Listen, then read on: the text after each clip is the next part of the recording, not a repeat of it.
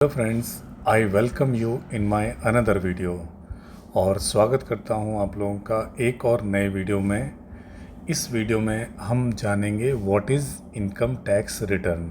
Okay, पहले video में हमने बेसिक कंसेप्ट देखे थे कि इनकम टैक्स होता क्या है। इस वीडियो में हम बात करेंगे इनकम टैक्स रिटर्न कैसा होता है, कैसा दिखता है और एग्जैक्टली होता क्या है। तो आइए स्टार्ट करते हैं।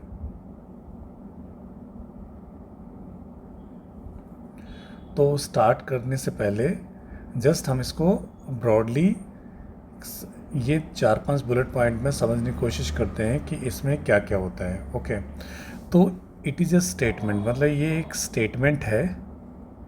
एक स्टेटमेंट है किसका? इनकम का स्टेटमेंट है। ओके, तो इनकम को आपको एक स्टेटमेंट में प्रेजेंट करना होता है और उसमें क्या क्या होता है कंसिस्टिंग, यानी ये स्टेटमेंट ऑफ इनकम, इसमें क्या होगा, जो भी आपकी इनकम है from all sources of income. ये फ्रेंड्स मैंने आपको वीडियो 1 में बता चुका हूँ कि इनकम के सोर्स क्या क्या हो सकते हैं, ठीक है।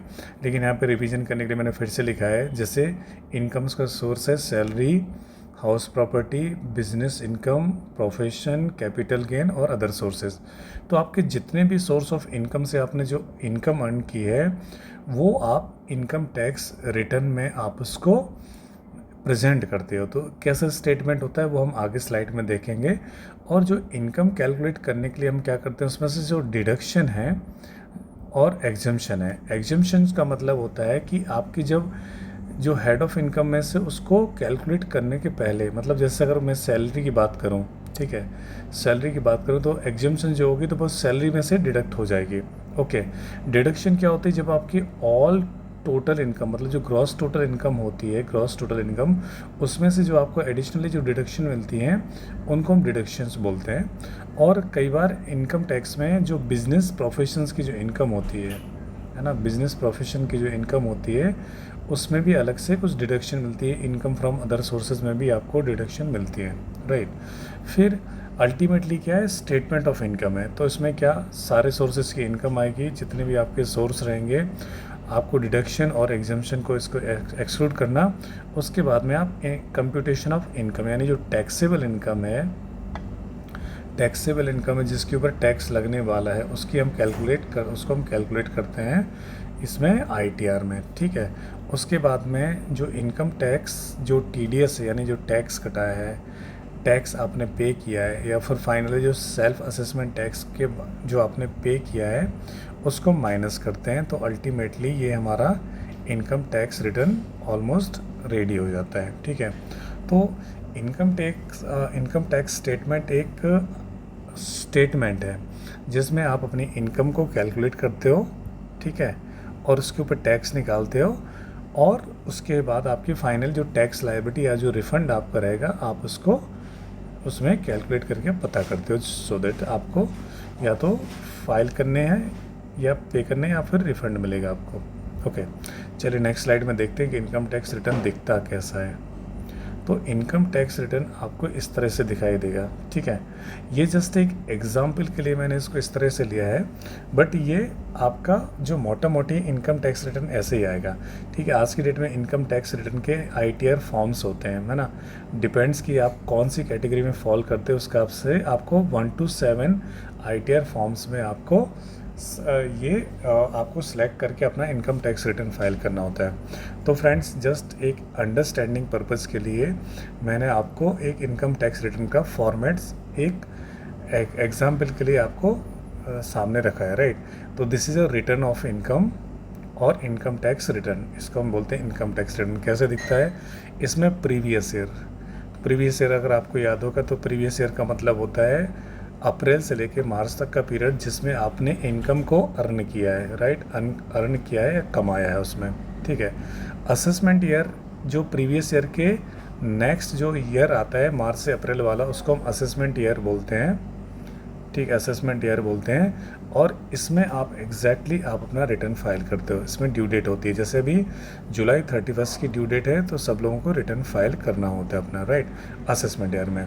फिर जो इनकम टैक्स का रेट है वो डिपेंड करता है आपका सेक्स, एज और आपका कॉन्स्टिट्यूशन पे। तो उस हिसाब से आपका ये टैक्स का रेट क्या होगा, इसलिए आपको ये सारी चीज़ें ऑप्ट करनी पड़ती हैं, राइट। तो अब बात करते हैं, देखिए इसमें मैंने ओल्ड टैक्स रिजीम ली है और न्यू टैक्स रिजीम ली है, जस्ट एक हाइपोथेटिकल एग्जांपल लिया है मैंने, ठीक है। तो अभी जैसे हमने लास्ट स्लाइड में देखा था कि this is a statement of income, जिसमें सारे हेड्स के जो इनकम है वो आते हैं इसमें। तो जैसे इनकम फ्रॉम सैलरी को हमने लिखा है इसमें, ठीक है। जैसे टोटल मेरी इनकम फ्रॉम सैलरी इतनी आ रही है, फिर इनकम फ्रॉम हाउस प्रॉपर्टी मेरी इतनी आ गई है, फिर बिजनेस प्रोफेशन नील इसलिए लिखा है क्योंकि सैलरी के साथ में जनरली बिजनेस प्रोफेशन नहीं होता है, ओके फ्रेंड्स। फिर उसके बाद कैपिटल गेन लिखा है, ये शॉर्ट टर्म कैपिटल गेन है। उसके बाद में इनकम फ्रॉम अदर सोर्सेज, तो इनकम फ्रॉम अदर सोर्सेज में क्या आता है, आपके चारों हेड हैं जो ऊपर के 1 2 3 4, इसके अलावा जो भी आपकी इनकम होती है वो आपकी आ जाती है यहाँ पे इनकम फ्रॉम अदर सोर्सेज में। फ्रेंड्स हम धीरे धीरे जब वीडियो आगे बढ़ेंगे तो मैं आपको एक एक हेड में बताऊंगा कि कैसे इनकम कैलकुलेट हो जाती है। Just for the time purpose हम इनकम टैक्स रिटर्न को समझ रहे हैं कि कैसा दिखता है और कैसे बनता है, राइट। तो जब आपके चारों पांचों हेड की इनकम आप कैलकुलेट कर लेते हो तो आप फाइनली अराइव करते हो, आप किस चीज़ पे आते हो, आप आते हो ग्रॉस टोटल इनकम पे। तो आपने यहाँ पे ग्रॉस टोटल इनकम की जो सिंपली चारों हेड का आपका पांचों हेड का टोटल है, ओके। फिर उसके बाद में डिडक्शन हमें मिलती हैं, तो यहाँ पे मैंने 2 लाख रुपीज़ डिडक्शन बताया है जो ओल्ड रिजीम में मिलती थी हमें। अब जो न्यू रिजीम आई है उसमें आपको डिडक्शन यहाँ पे नहीं मिलती है, राइट। यहाँ पे लेकिन अभी हम जब टेक्निकली मैं आपको बहुत ज़्यादा चीज़ें नहीं बताऊंगा, लेकिन जब हम आगे बढ़ेंगे तो हम बताएंगे यहाँ पे 80 CCD का आपको डिडक्शन मिलता है, वो क्या होता है हम नेक्स्ट में बात करेंगे, ओके। तो ग्रॉस टोटल इनकम में से अगर आपने डिडक्शन को माइनस कर दिया तो आपका टोटल इनकम आ जाता है, ठीक है। टोटल इनकम इस केस में 24,57,000 है, इस केस में 26,57,000, राइट।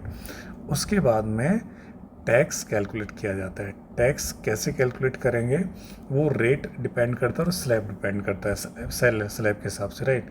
तो इसमें यहाँ पे टैक्स आया 5,49,000 और यहाँ पे आया 4,92,000, ओके फ्रेंड्स। तो यहाँ पे हमने टैक्स कैलकुलेट कर लिया, ये हमारा स्टेटमेंट चल रहा है। इसके बाद में सेस एप्लीकेबल होता है 4% से, सो 21,993, और यहाँ पे सेस करने के बाद फाइनल हमारी अमाउंट टैक्स कितनी आती है 5,71,000, और जो न्यू रिजीम है उसमें 5,12,000 आ रही है, राइट। तो यहाँ पे आप देख रहे हैं कि यहाँ पे इसको जो इस एग्जाम्पल जो न्यू टैक्स रिजीम बेनिफिशियल है ना। मैं आपको ये भी बताऊँगा कि आपके लिए कौन सी रिजीम बेनिफिशियल होगी, ओल्ड वाली या न्यू वाली, लेकिन इसके लिए थोड़ा हमें बेसिक कंसेप्ट में आगे बढ़ना पड़ेगा, राइट। फिर उसके बाद में सपोज आपने ऑलरेडी टैक्स इतना पे कर दिया है, टैक्स पेड और डिपॉजिटेड, ठीक है। तो जो आपने टैक्स आपका आ रहा था आपने उतना पे कर दिया, तो आपकी जो बैलेंस टैक्स लायबिलिटी वो क्या होगी, यहाँ पे दोनों केस में नील होगी। तो फ्रेंड्स इस तरह से इनकम टैक्स रिटर्न होता है, और ये एक एग्जाम्पल के लिए मैंने आपको बताया कि यहाँ पे जनरली होता है क्या कि आपकी जो सारी इनकम है, यहाँ पे पांचों हेड्स की इनकम को आप टोटल करते हैं, उसमें से आप डिडक्शन को लेस करते हैं, फिर आपकी टोटल टैक्सेबल इनकम आती है और उसके ऊपर टैक्स कैलकुलेट करते हैं, राइट। टैक्स कैलकुलेट करने के बाद में फिर जो फाइनल टैक्स लायबिलिटी, या तो आपको टैक्स पे करना है या फिर आपको रिफंड रहेगा या फिर आपको नील रहेगा। सो ना इधर आपको ना तो पे करना है ना इसमें रिफंड है। तो फ्रेंड्स ये एक जस्ट एग्जांपल था, बिकॉज अभी क्या है ना, डिपेंड ऑन द कैटेगरी, आपकी जो कैटेगरी किस कैटेगरी में फॉल करते हैं। अगर आपके पास बिजनेस है और आपके पास कैपिटल गेन है, या फिर आपके पास में सिंपल केवल सैलरी इनकम है, तो वहाँ पे आपको पास ITR 1 भरना पड़ेगा, इनकम टैक्स रिटर्न का जो फॉर्म होता है। अगर आपके पास में कैपिटल गेन है तो आपको ITR 2 भरना पड़ेगा, ओके। अगर आपका प्रॉफिट एंड बिजनेस है तो इस तरह से आपको कैटेगरी आपको डिपेंड करती है कि आप किस चीज़ की इनकम आपके पास में आ रही है, तो उस हिसाब से आपको ITR फॉर्म सेलेक्ट करने होते हैं, राइट। तो उम्मीद करता हूँ कि ये आपको जो मैंने एग्जांपल बताया कि इनकम टैक्स रिटर्न होता क्या है ना, वो आपको समझ में आया होगा कि इनकम का मतलब क्या होता है और इनकम टैक्स रिटर्न दिखता कैसा है। ये एक जस्ट एग्जांपल है, लेकिन जब आप भरोगे इनकम टैक्स रिटर्न अपने E-फाइलिंग इनकम टैक्स की वेबसाइट है, तो वहाँ पे जो क्रक्स वो आपका ये है कि आपको जो फाइनली ये अराइव ये करना होता है, जो यहाँ पे दिख रहा है ना बैलेंस टैक्स लायबिलिटी, तो आपकी अल्टीमेटली टैक्स लायबिलिटी आपको पे करना है या आपको रिफंड मिलना है या आपको कुछ नहीं करना, सिंपली रिटर्न फाइल करना है, ओके फ्रेंड्स। तो इसी के साथ में ये वीडियो कंप्लीट होता है और उम्मीद करता हूँ ये वीडियो आपको पसंद आया होगा। इन केस अगर आपको बिल्कुल नए हैं इनकम टैक्स में और आपको थोड़ा सा लगता है कि आपको कुछ क्लैरिफिकेशन चाहिए, आप मुझे इस नंबर पर व्हाट्सअप कर सकते हो, आप मुझे मेल भी लिख सकते हो।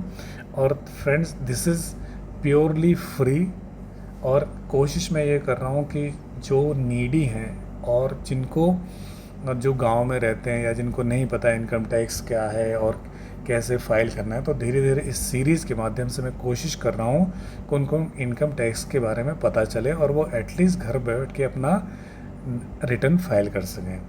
तो thanks for watching this video, और अगर आपको वीडियो पसंद आए तो इसको लाइक कर सकते हैं और शेयर कर सकते हैं। Thank you.